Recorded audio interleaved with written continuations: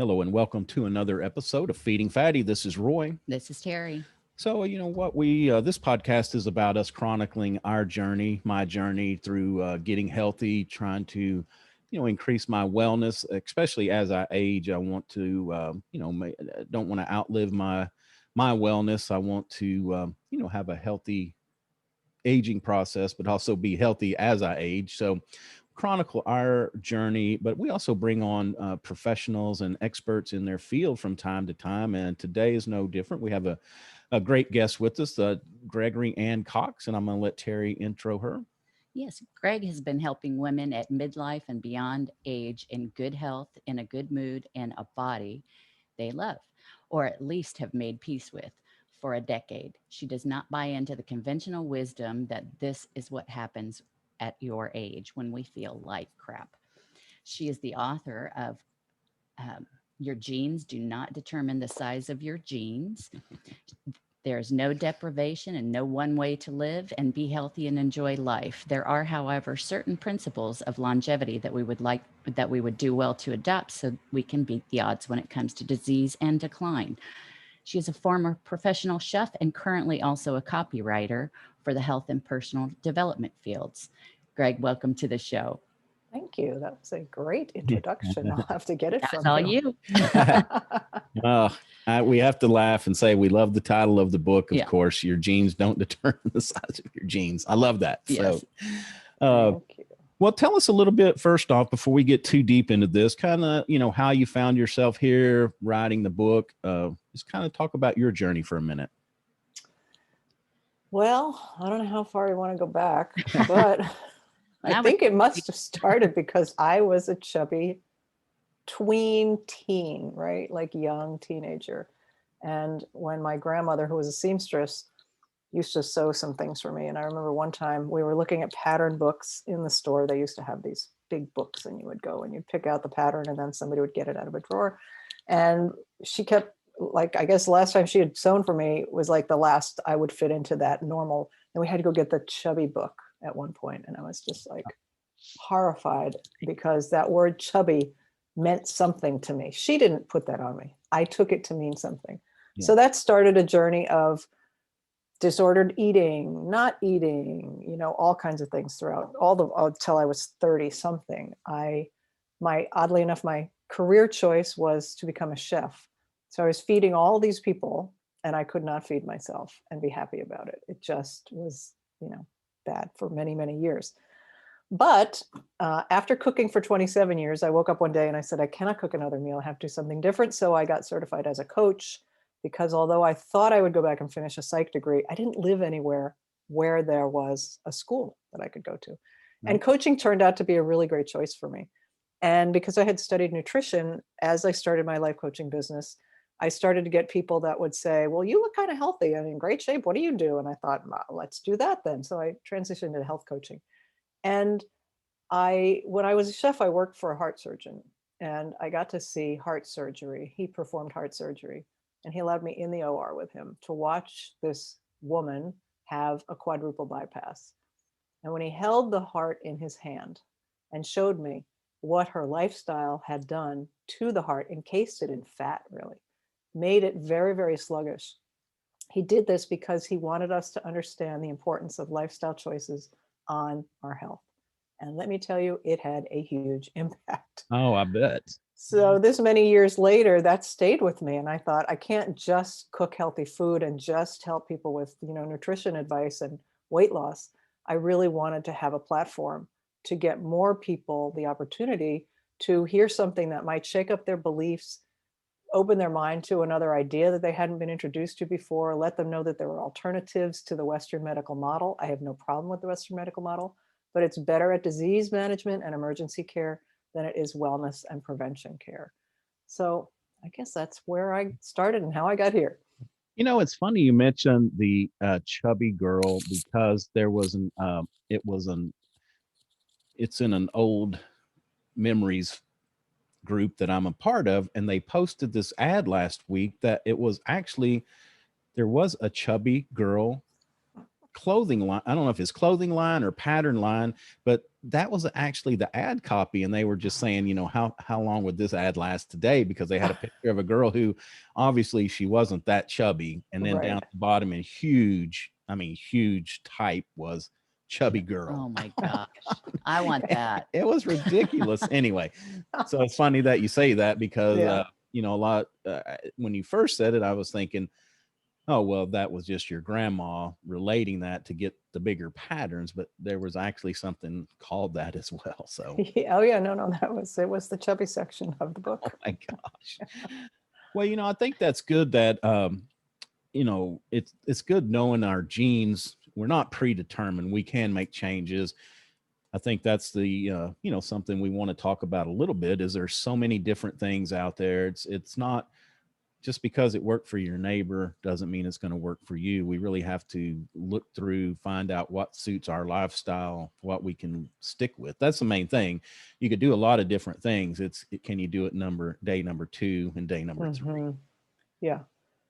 Yeah. And that's why I say there's no one way. And to your point about finding what works for us is really important. And whether it's including meat, fasting, eating 3 meals a day, whatever really suits our physiology is where we have to go. Or, as you said, we're not going to stick to it.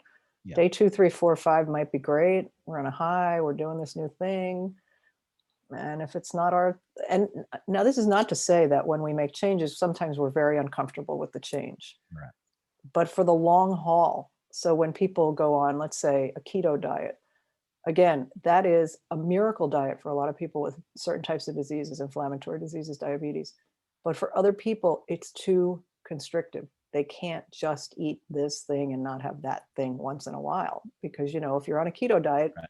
and then you eat like a huge smoothie one morning, now your body's all out of whack. You've had a ton of sugar and, you know, but then people are like, but I want to have, you know, so it's just hard. Either that, or you say, okay, I think you said, we were doing really good. And then I had I don't know what you called it. It was a funny expression. Come apart. Come apart. Come apart. If you want to plan for those, that's great too. You know, I'm going to do this 6 days a week. There used to be a dietary, I don't know, idea that you would do no carbs all week or very, very low carbs all week for 6 days. And on Sunday, you would eat whatever you wanted. And it's somehow they said that it helped with your weight loss. I don't remember the science behind it. It sounds a little sketchy now, but I liked it. I did it because I wanted all those carbs on Sunday.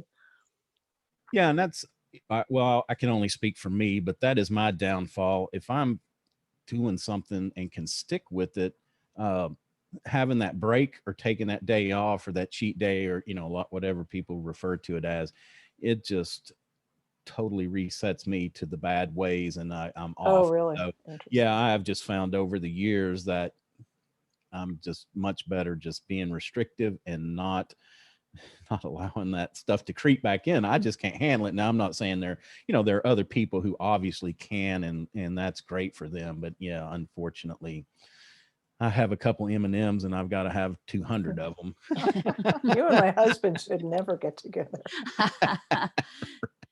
It is hard. I mean, it's like if you do that, you know, if you're restrictive for 6 days and then you have one day, you just wait. It's like waiting it's like today, you know, it's Friday. Oh my gosh, it's Friday. The weekend's coming. Yeah. Well, we got a lot of work going on this weekend, but it's Friday. We're excited.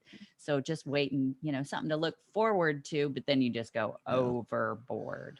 Yeah, it's easy to go overboard. Well, and Terry can handle it. She's much better at eating a little bit of something and just being able to walk away from it where, not me. It's like if I'm in for a dime, I'm in for $1. So I'm going to have it all. Well, and I wasn't always like that. I mean, I used to have to give me the whole bag. I'm not sharing, get your own bag.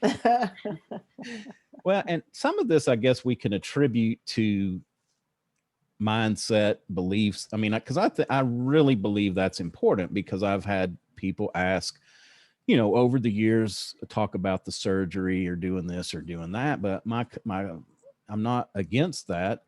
I'm just more to the point of if I don't change my thinking, doesn't matter what I do mechanically like that, I'm going to end up right back in the same place because I've seen people like that. It's like, they have the surgery, they do good for a while, and then the next thing you know, they're at the Mexican food place having a big old plate of enchiladas and 4 margaritas. And I'm like, oh my gosh, that was just like, 10,000 calories you just consumed there. And so, and $20,000. yeah. Yeah. So, anyway, I think the mindset and our beliefs and what we can do, I think that's very important to address it, to realize it, to be honest with ourselves about it, and then, try to make changes there. Yeah. And, our beliefs can be tricky. And what is a belief? A belief is a thought we think. That's all. We just keep thinking it because somebody told us something about it and we said, oh, that's true for me, or that's true about the world. The world is flat. That was a belief that we had until we could prove otherwise. So when we have beliefs about our body, my body doesn't lose weight, I've tried everything, doesn't work, then we're less likely to believe that we can and try something new, or we try it, but half-heartedly in the back of our minds, we're like, it's never going to work. It just doesn't work for me. And that's one of the most limiting mindset traps, is to believe something will not work. And I'm a little bit fresh as a coach sometimes. And when I have somebody say, well, you don't know me, we all want to be special, right? No, my story is different. You don't know my body. Right. And I always say, you don't know my process. So if you will try my process and do it exactly the way I say, you might get a result, no guaranteed, but are you willing to try, right? That's it. Are people willing to try something that they think they've tried, but unless they've tried it with that chef, coach, nutritionist, whatever, they haven't tried it. Right. And I think that works for life in general, because, there's an old saying that, is this going to work or isn't it going to work? And the answer is yes. It's whatever you believe of that. And so, feeding ourselves that positive information that I can do this, I cannot eat that, or I think that really fits to a lot of things in life. We have to flip that switch and be positive and always be feeding ourselves the inspirational, positive information. And, there's another great saying that about inspiration. It's like, do you really need that every day? I mean, you have to, you get it once, doesn't last forever. And somebody said, yeah, well, it's like taking a bath. I mean, you've got to do it every day. And some days are harder than others. We wake up and feel like, I'm not going to make it today. We got to flip that switch, say, you know what, it's going to be okay. And I can do this. And if I go wrong, then we got to immediately say, you know what, that was just a one-time thing. I can get back on this and do good. Whatever, exercise, eating, a lot of things in life, I think, fall under that. Yeah. And the whole good and bad thing is another trap. I was so bad last night. I ate 14 cookies, whatever. Yeah. And then there are good and bad foods. Like a cookie is obviously a bad thing if we put it in the bad category. It may be detrimental. It may not make us feel good, but food by its very nature is just a thing. It's just a food. Yeah. Right? Right. Exactly. No, that's a good point. I really believe that everything can be included in a healthy way of eating. I just believe that is the truth. And you were saying earlier that Terry can, walk away from a bag of something. Well, my husband, I brought out a bunch of ingredients and he said, what are these chocolate chips doing on the counter? Because he's always trying to lose weight. I said, well, I feel like making cookies. He said, you can't make cookies. I said, well, I'm going to make cookies. Why? He said, because you'll eat one and I'll eat 200. Right. Well, one batch doesn't make 200, but I get your point. I'll give them away. I just felt like having a cookie. And I want him to have a cookie too, but I won't leave enough around so that he can, stuff himself. He doesn't sit down and eat the whole bag. It's like one at 3 o'clock. Then there's tea time at 4. We have another cookie. It's easy for them to disappear. I understand. Oh my gosh. Well, that's why we do better with nothing around for me. But, she'll buy something and have it in the cabinet. And then, she'll take one bite of it and come back a couple of days later expecting that that's still going to be there, which that's a 3 bags in here. Where'd they go? I know. I'm trying to change her mindset on that. From that, you leave it around, it's going to end up being disappeared pretty quickly. That's funny. Well, and how you talk about hormones being something that affects the eating process and Um, well, you talk about it because I'm not Okay. doing it very well. So whenever we mention the word hormones, people think about their sex hormones. Yeah. Very important hormones, but there are other hormones in the body, and there are certain things that all of the hormones are messengers. So if a hormone is released, let's just say our thyroid is activated by the pituitary gland by a hormone trigger, a hormone called TSH, thyroid stimulating hormone. There are other hormones like insulin. And so anyway, on and on throughout the body, stress creates hormones, food creates hormone, not creates them, but has them release and move around in the body. And certain foods help the body release too much of certain things and not be able to use other things. Too much insulin, too much blood sugar, then there's too much insulin circulating, then we get insulin resistance and inflammation. So the way to manage your hormones, and hormones are also, in the case of certain hormones, fat storing hormones, Right. and fat releasing hormones. But when we eat a certain way, which is usually too much sugar, too much starch, we get too many of the fat storage hormones. And when we store fat, where does it go? In the cells. We get fat. Fat cells get fatter, we get fatter, right? So it's very important to manage your blood sugar. And that's the simplest way to describe it. Forget all the names of the hormones. If you eat only enough of the foods that produce enough blood sugar so that you have energy and vitality, you won't have to worry about having too many hormones cascading around in your body.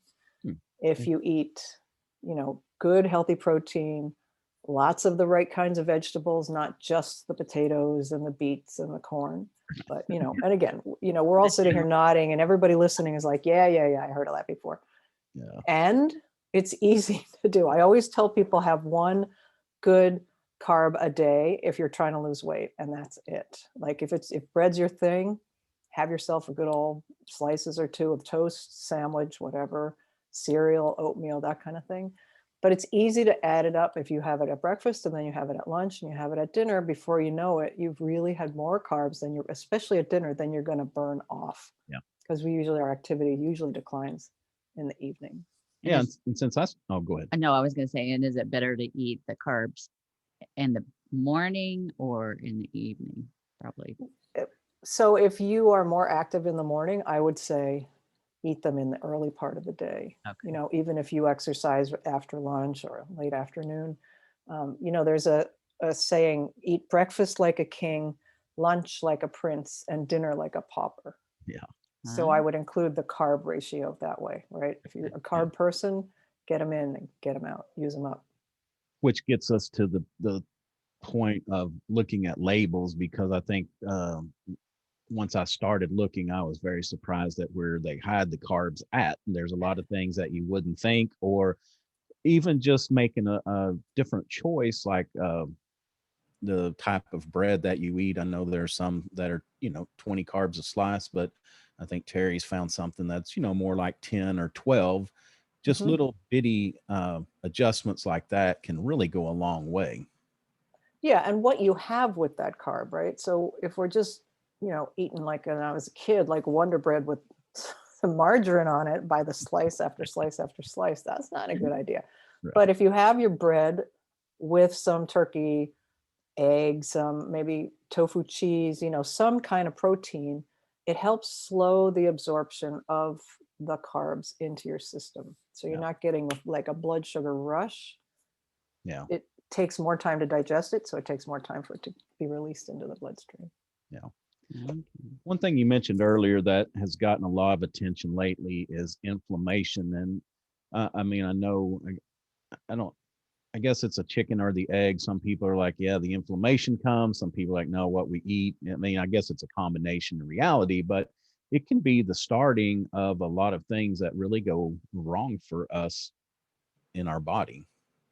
Yeah, so that chicken and the egg thing is, does disease cause inflammation, or does inflammation cause disease? And I would have to say that they're leaning in the direction of, we create a situation of inflammation in the body that makes the body more susceptible to the diseases of inflammation. I mean, that sounds crazy, but I don't think we can have inflammation. I mean, if you're sick, if you have a virus or you cut yourself, you're going to get inflammation around the spot of the cut, right? You've seen the redness, you feel the heat, you get a fever. That's also inflammation.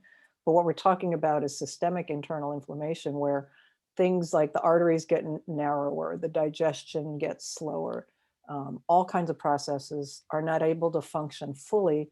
And of course, when the system's not working right, it's going to break, some parts it's going to break down. Yeah. So, and stress is a huge creator of inflammation in the body. You wouldn't think that what you're thinking, because of course stress is usually what we're thinking about, the thing that we think is causing us the stress, right? Right. Like the traffic is not inside of us, but the traffic is suddenly making us stressed out and crazy. So that's something to watch too for people. It's not just diet. Yeah, and that's where we can, my thing is we call worrying around here borrowing trouble, because you can worry.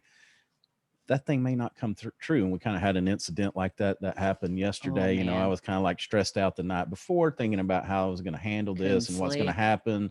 And I tossed and turned, and then all of a sudden it did materialize, which is like, what a wasted time. But I'm sure, like you said, that the stress and everything it released in my body, probably not that awesome for that either. Well, and especially not sleeping is another contributor to weight gain, or hard to lose, increases belly fat. Yeah. So that borrowing trouble is also borrowing from your wellness on the scale. Yeah. And that was the actually somebody just wrote down, was that sleep component, because with me, we've talked about this a lot, but sleep is a big trigger for a lot of things. Don't want to exercise, don't feel like it, can't move. Also, I tend to feel like I want to eat more carbs and stuff like that to try to get that quick boost of energy.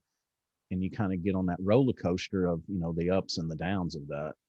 Yeah, that's absolutely right. Your brain is craving. Your brain needs energy. Your brain is one of the biggest energy sucks in the whole body, right? And so if it's not up to par, if you haven't given it what it needs in the form of rest, and it hasn't been able to wash itself, clean itself out, it's going to go for the quickest energy source, which is sugar. Yeah. So any, carb that turns into sugar, that kind of thing. It's very, very hard for people to manage their cravings when they're tired.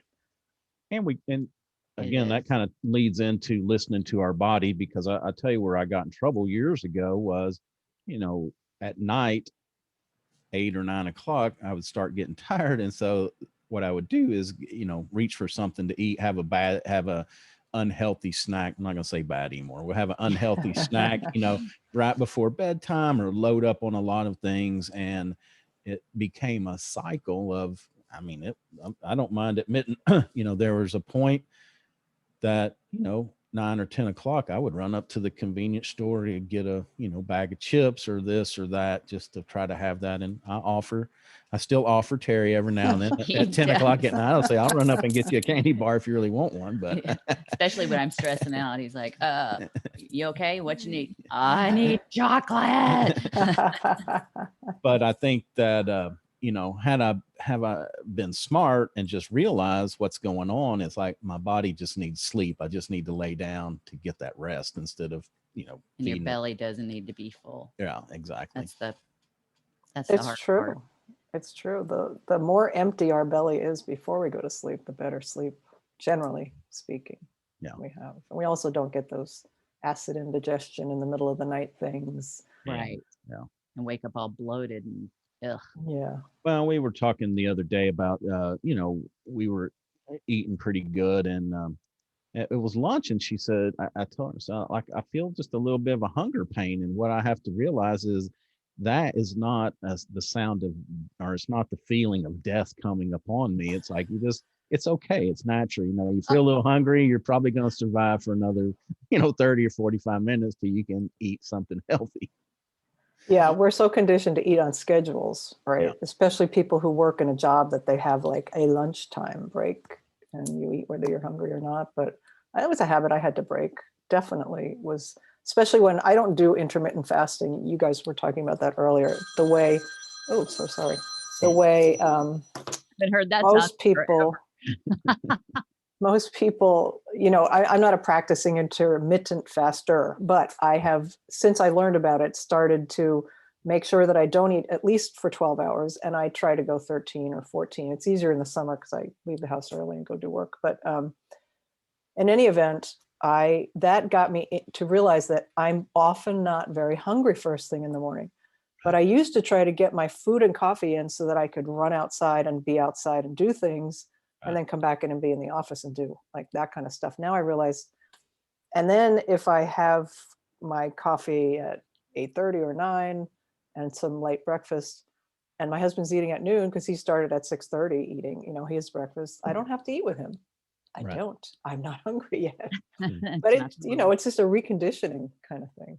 Well, and there's been a lot of talk, and I guess there's a lot of evidence that our body.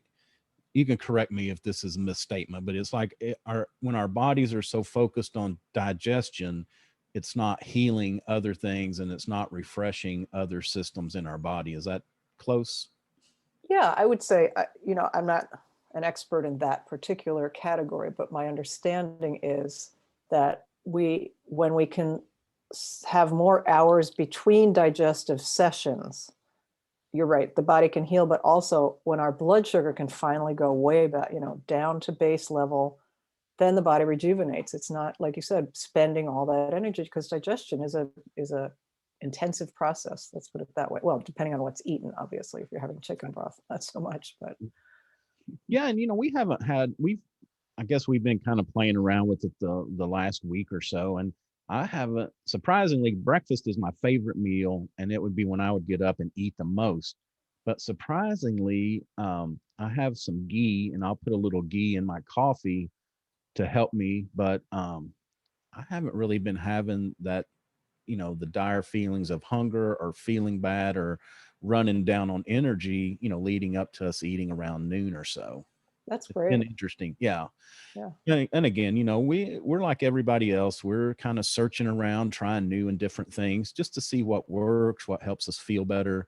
Again, we always recommend go to your health professional, let them, tell you what's going to work for you, or let them monitor these changes that you're making. Please don't do any crazy stuff on our recommendation, but, always seek out a doctor, dietitian, or somebody like that can help you with that process. But, we enjoy kind of testing things out because it's hard for us, and I say us, it's hard for me because we tried the cooking angle, back at the end of last year when we first started this show. Terry got into this culinary medicine cooking class, and we did it once a week, which it was fun, awesome, a lot of time for us together, but it's so time consuming. It just wasn't sustainable for us every night to spend, 2 hours preparing a meal. Wow. Yeah. And that's because my knife skills are not very good. It just takes me a while. I got to get the chopped up stuff. Yeah. It's okay. Whatever you need. Yeah, no, I get that. Yeah, the night it's not sustainable, like you said. I try to make, I'm a chef. I could make anything that I wanted, but most meals are very simple.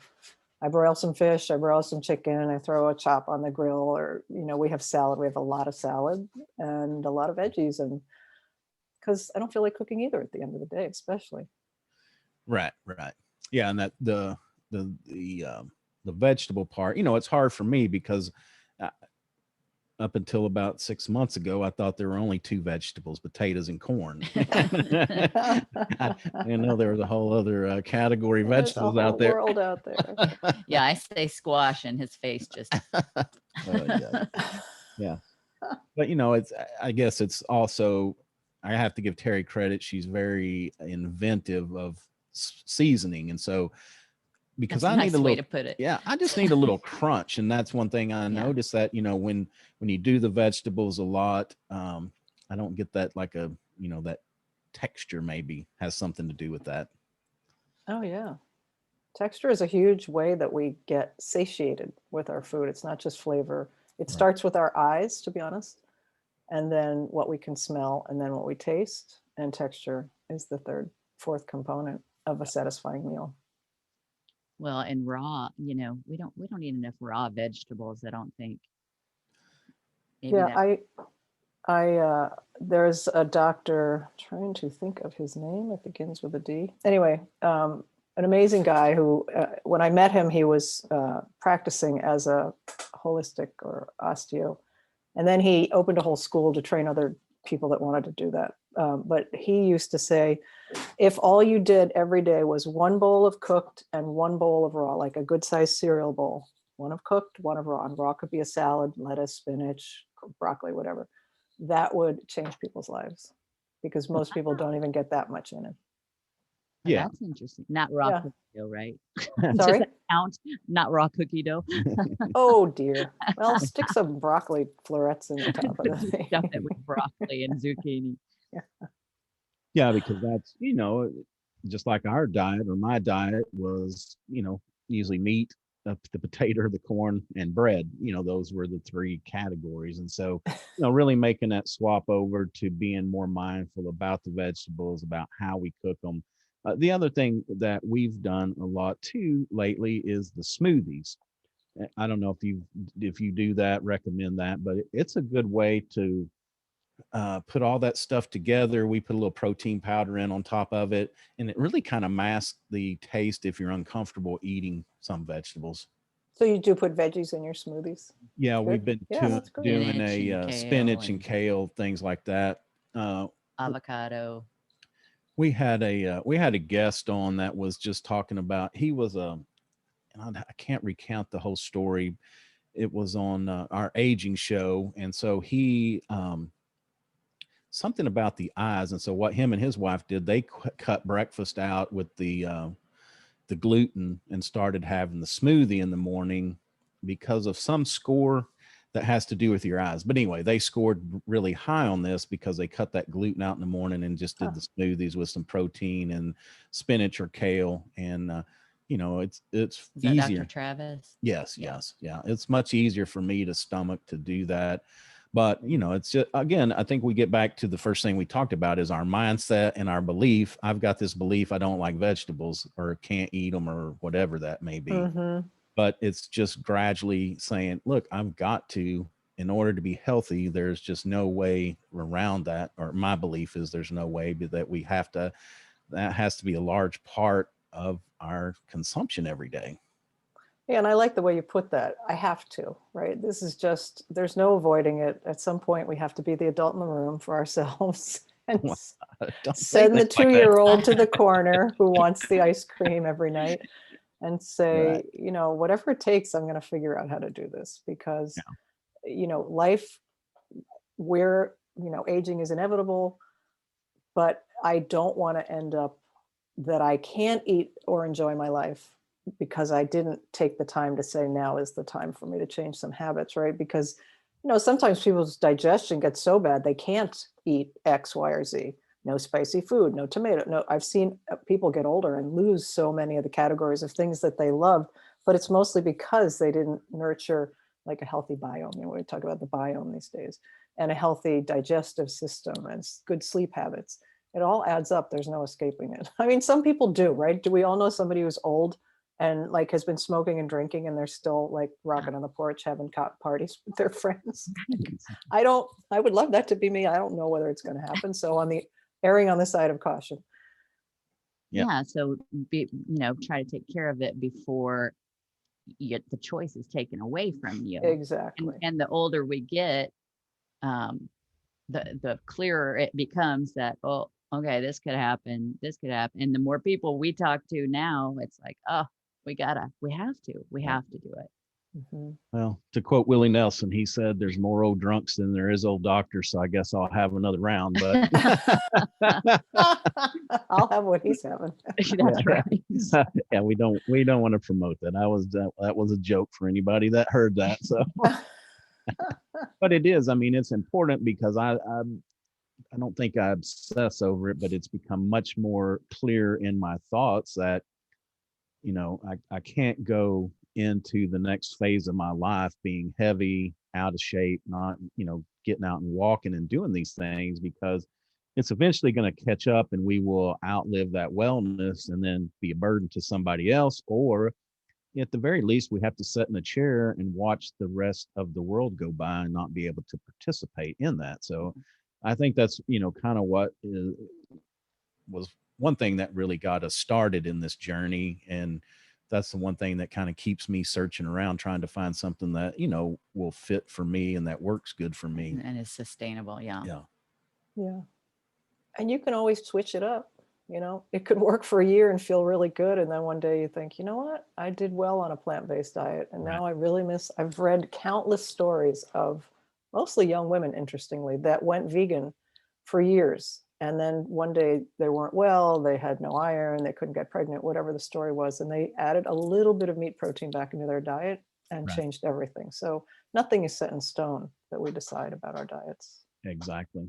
So what are some, I know we're getting pretty close and long on time, but just for a minute, what are some things that genes, how can we overcome that? I mean, I guess, is that just mindset, thinking that this is our body and we can't do this? Or, what are some tips or tricks that you can help us with?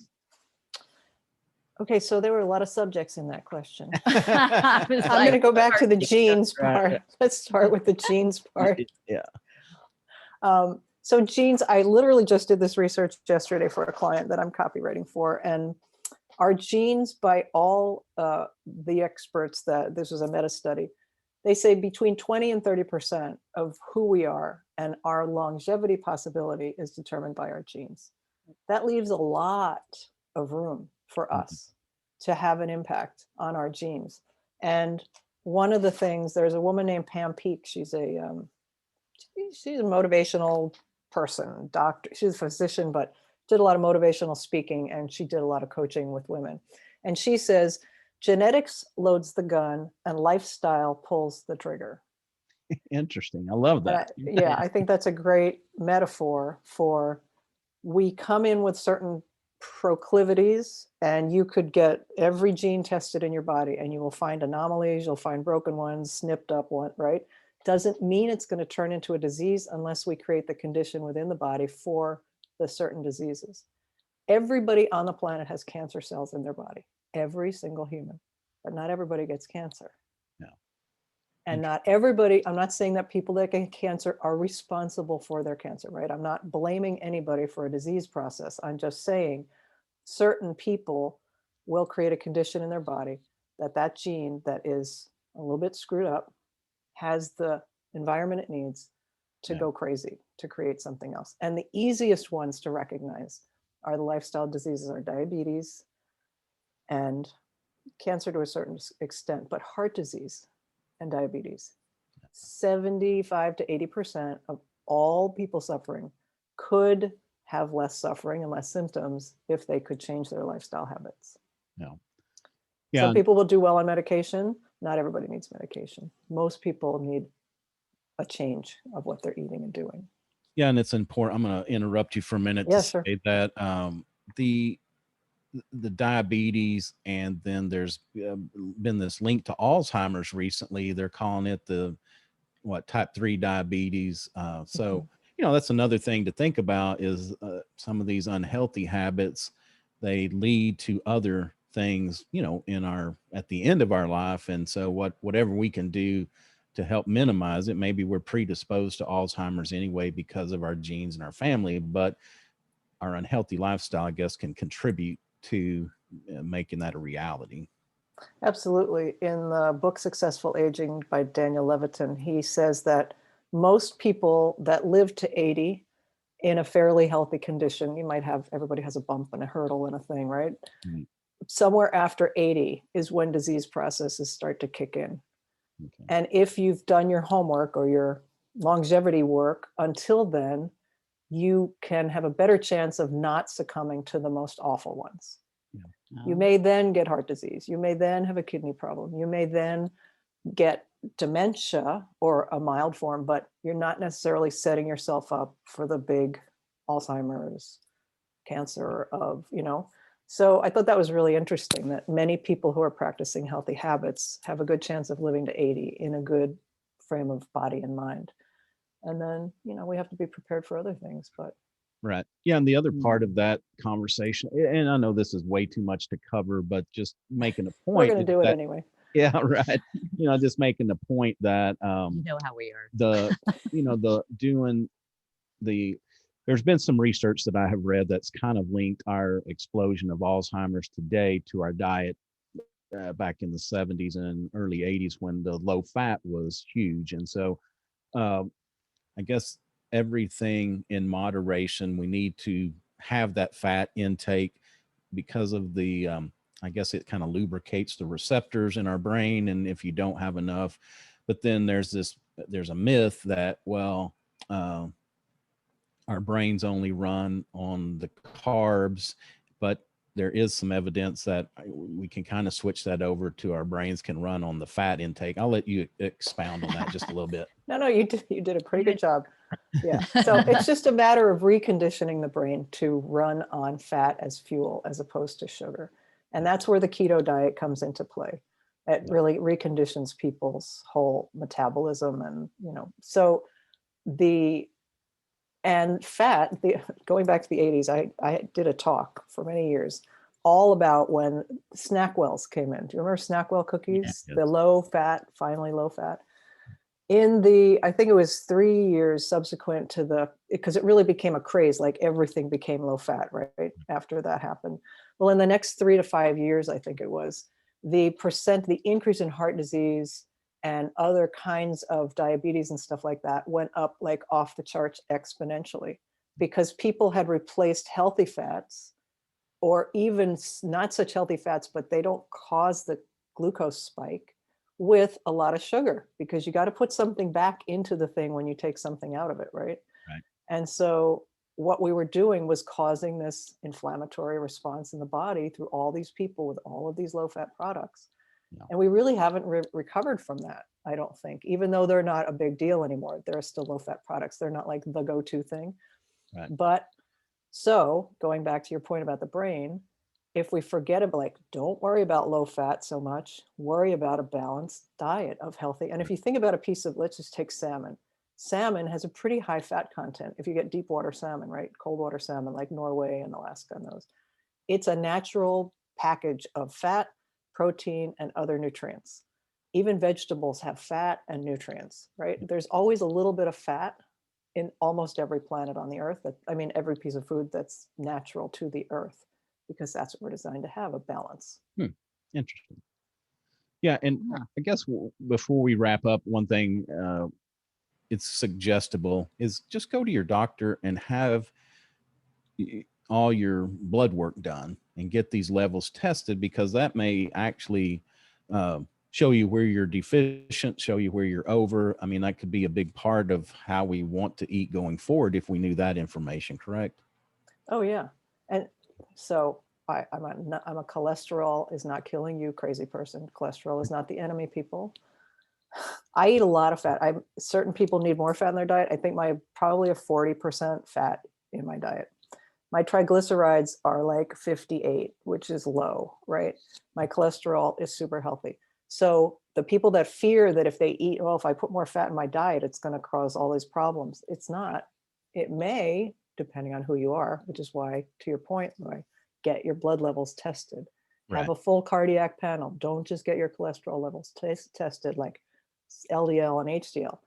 Have them break the particles down, LDL, big, small, all that stuff. You need to know those numbers. And your inflammation numbers are really the easier. The sooner you find out if you have inflammation, the better it'll be for you going forward, because you can start to do things now to reduce that. Yeah. Yeah. And whatever you do as well,